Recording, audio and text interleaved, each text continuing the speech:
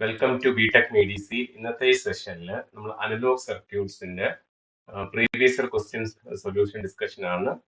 Previous year ചോദിച്ചിട്ടുള്ള 8 മാർക്സിന്റെ ഒരു SA question ആണ് നമ്മൾ ഇന്ന് ഡിസ്കസ് ചെയ്യുന്നത്.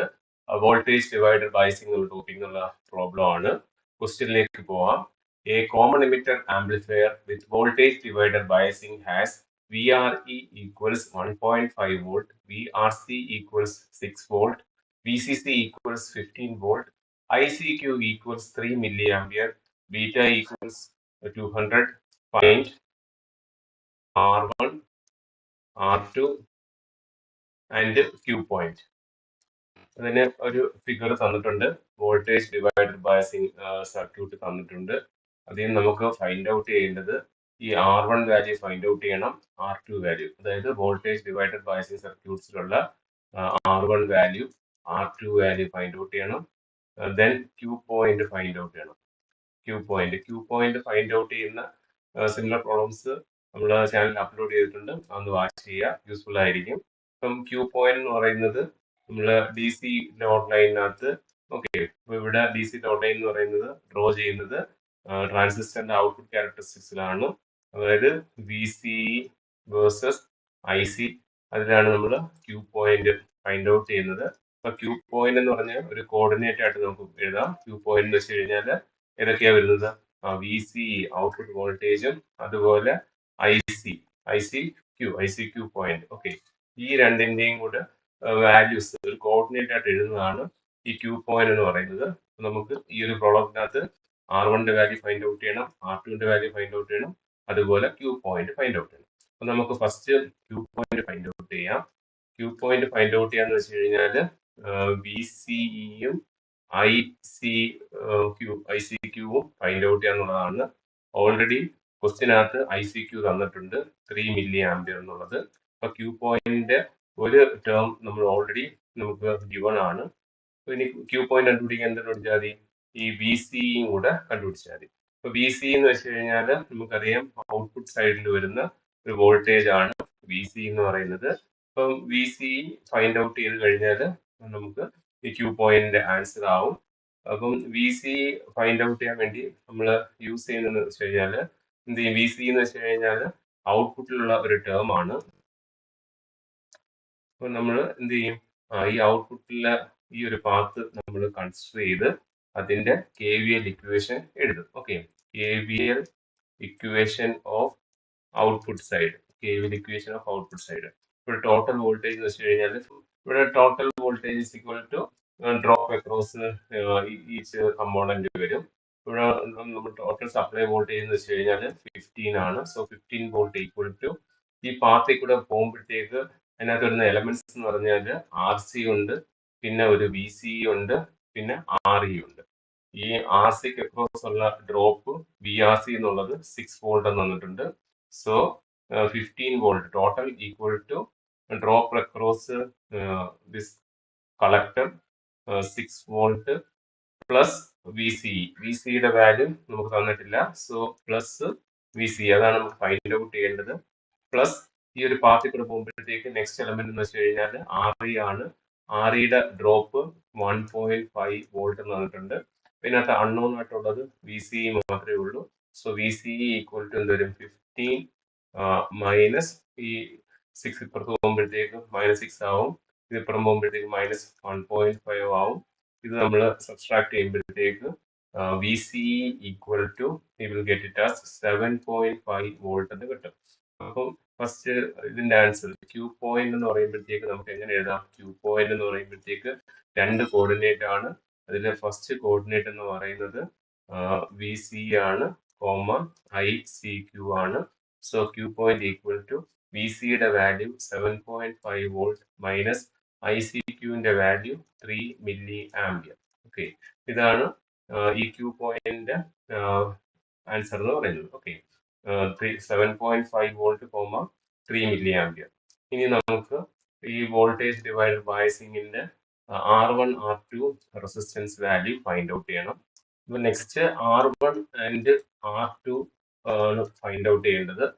ഈ ഒരു സ്റ്റെപ്സ് നിങ്ങൾ അറിഞ്ഞിരിക്കുകയാണെങ്കിൽ നെക്സ്റ്റ് വരുന്ന RC കപ്പിൾഡ് ആംപ്ലിഫയർ ഉണ്ട്. അപ്പൊ RC കപ്പിൾഡ് ആംപ്ലിഫയറിന്റെ ഡിസൈൻ വരുമ്പോഴും നമുക്ക് അതിനകത്ത് വോൾട്ടേജ് ഡിവൈഡർ ബയസിങ് സർക്യൂട്ട് വരും. അവിടെയും ഈ സിമിലർ സ്റ്റെപ്സ് യൂസ് ചെയ്തിട്ടാണ് R1 R2 value find out ചെയ്യുന്നത്. ഓക്കെ, അപ്പം നമുക്ക് എങ്ങനെയാണ് R1 R2 value find out ചെയ്തെന്ന് നോക്കാം.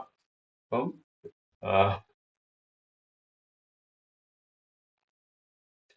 ഈ R1 R2 value find out ചെയ്യാൻ വേണ്ടി നമ്മളൊരു അസംഷൻ എടുക്കും.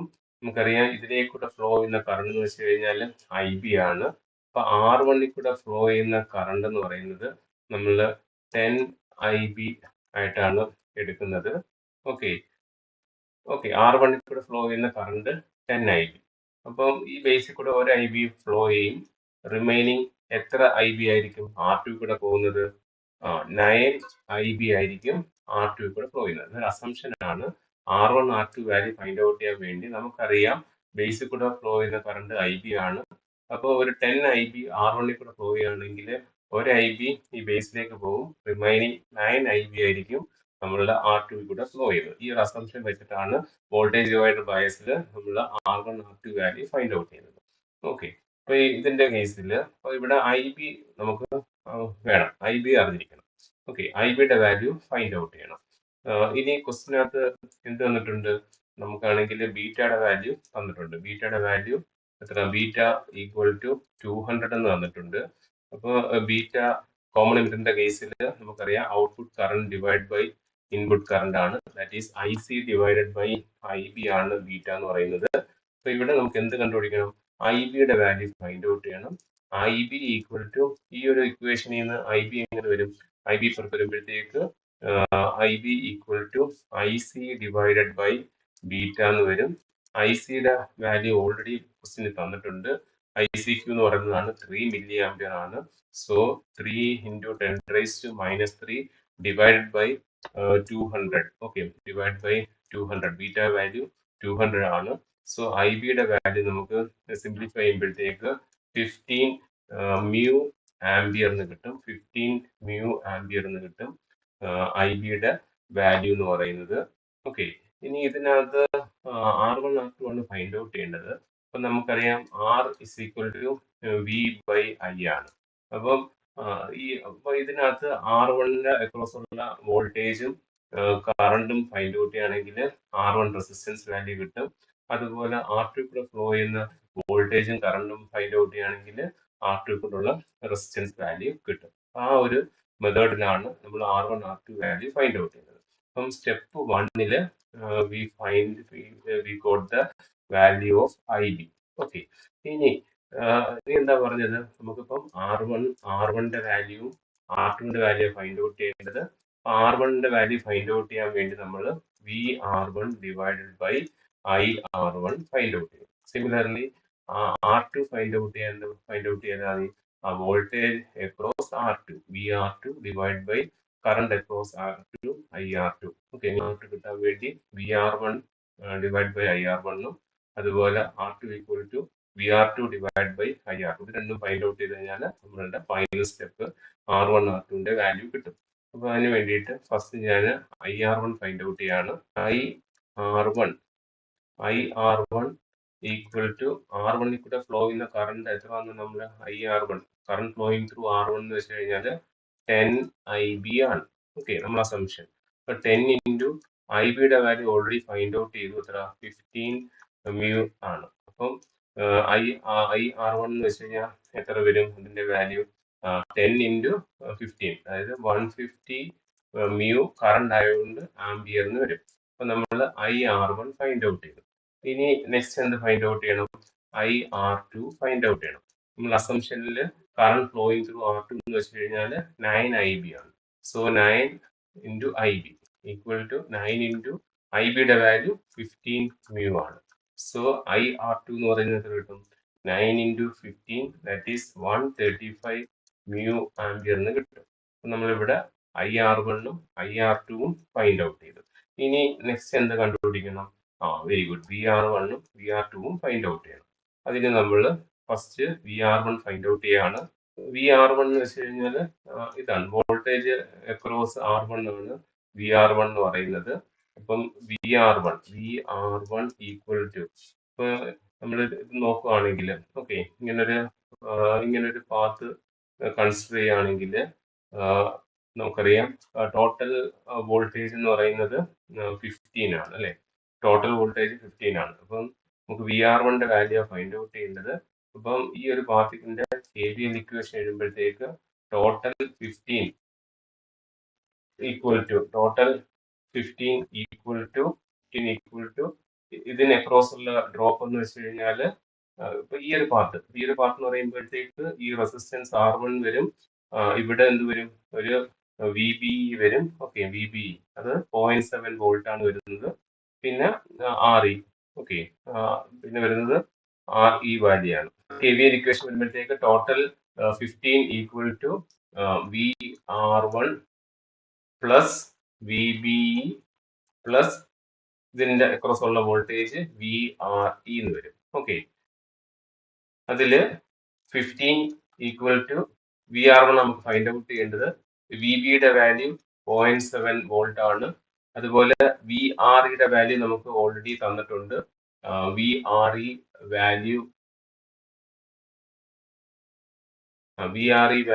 1.5 വോൾട്ട് ആണ്.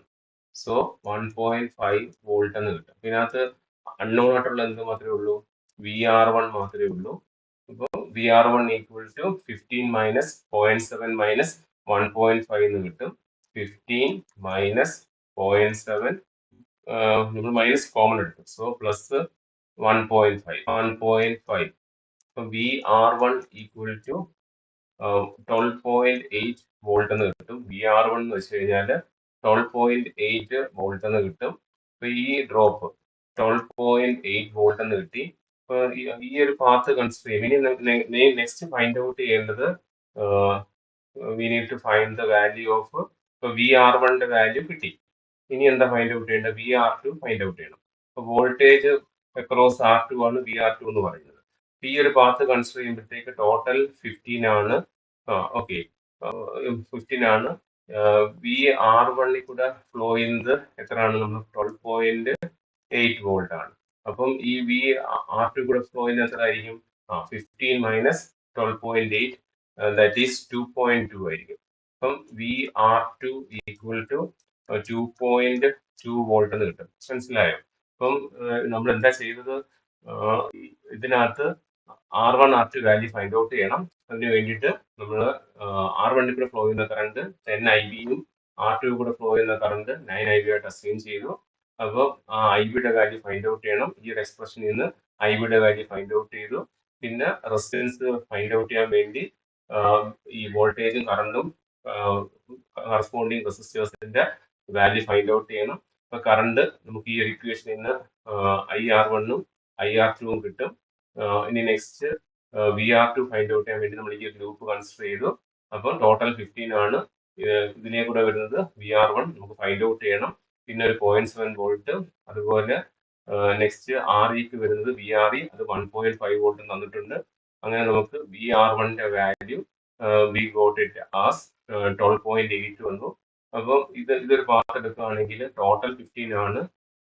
ഈ R1 കൂടെ ഉള്ള ഡ്രോപ്പ് 12.8 ആണെങ്കിൽ ബാക്കി എത്ര ആയിരിക്കും, 15 മൈനസ് 12.8 അത്രയായിരിക്കും VR2 എന്ന് പറയുന്നത്. നമുക്ക് ഇവിടെ എല്ലാ വാല്യൂസും കിട്ടി. നമുക്ക് ഇവിടെ VR1ന്റെ വാല്യൂ എത്ര കിട്ടിയത്, VR1 ഈക്വൽ ടു 12.8 വോൾട്ട് എന്ന് കിട്ടിയായിരുന്നു. VR2 equal to 15 minus 12.8 2.2 volt എന്ന് കിട്ടി. അതുപോലെ IR1 equal to 150 mu ampere എന്ന് കിട്ടിയായിരുന്നു. IR1 R2 equal to 135 mu ampere എന്ന് കിട്ടിയായിരുന്നു. ഇതെല്ലാം ഫൈൻഡ് ഔട്ട് ചെയ്തതിന് വേണ്ടിയിട്ടാണ്, നമ്മളുടെ R1ഉം R2ഉം ഫൈൻഡ് ഔട്ട് ചെയ്യാൻ വേണ്ടി. സോ R1 ഈക്വൽ ടു എന്താണ്, VR1 divide by IR1, that is VR1ന്റെ വാല്യൂ 12.8 ഡിവൈഡ് ബൈ IR1ന്റെ വാല്യൂ 150 മ്യൂ ആണ്. So 12.8 divided by 150 into mu means 10⁻⁻3. ഇത് സിംപ്ലിഫൈ ചെയ്യുമ്പോഴത്തേക്ക് R1ന്റെ വാല്യൂ നമുക്ക് 85.3 K എന്ന് കിട്ടും. ഇനി R2 equal to equation VR2 divide by IR2. VR2ന്റെ വാല്യൂ 2.2 വോൾട്ട് ഡിവൈഡ് ബൈ IR2ന്റെ വാല്യൂ 135 മ്യൂ ആംപിയർ ആണ്. അത് നമ്മൾ സിംപ്ലിഫൈ ചെയ്യുമ്പോഴത്തേക്ക് അതിന് കിട്ടുന്ന വാല്യൂ 16.2K എന്നുള്ള വാല്യൂ ആണ്. അപ്പോൾ R1 R2ന്റെ വാല്യൂ 85.3Kയും 16.2Kയും കിട്ടും. നമ്മൾ അതിന്റെ സ്റ്റാൻഡേർഡ് റെസിസ്റ്റൻസ് വാല്യൂയിലേക്ക് അപ്രോക്സിമേറ്റ് ചെയ്തിട്ട് വേണം resistance R1 R2 value choose ചെയ്യാൻ. ഇതാണ് ഇതിന്റെ പ്രൊസീജിയർ. വളരെ ഇമ്പോർട്ടൻ്റ് ആയിട്ടുള്ള ഒരു ടോപ്പിക്കാണ്. മോഡ്യൂൾ 1ൽ നിന്ന് എപ്പോഴും ചോദിക്കുന്ന ടൈപ്പ് ഒരു പ്രോബ്ലം ആണ്. വോൾട്ടേജ് ഡിവൈഡഡ് ബയസിങ്ങും അതിന്റെ സ്റ്റെബിലിറ്റി ഫാക്ടർ, അതുപോലെ ഈ resistance value R1 R2 value find out ചെയ്യാനും ക്യൂ പോയിന്റ് ഫൈൻഡ് ഔട്ട് ചെയ്യാനും. ഇത് 8 മാർക്സ് ചോദിച്ചാണ്. റിപ്പീറ്റഡ്ലി ഈ ടൈപ്പ് ക്വസ്റ്റ്യൻസ് യൂണിവേഴ്സിറ്റിക്ക് ചോദിക്കുന്നുണ്ട്. അപ്പം സിമ്പിൾ ആയിട്ടുള്ള മെത്തേഡാണ്. ഇതിന്റെ പ്രൊസീജിയർ ഒന്ന് മനസ്സിലാക്കി വെക്കുക. നിങ്ങൾക്ക് ഈ വീഡിയോ യൂസ്ഫുൾ ആയെങ്കിൽ തീർച്ചയായും ലൈക്ക് ചെയ്യുക, ഫ്രണ്ട്സിലേക്ക് കൂടെ ഷെയർ ചെയ്ത് കൊടുക്കുക. Thank you. ബിടെക് മെഡീസ്.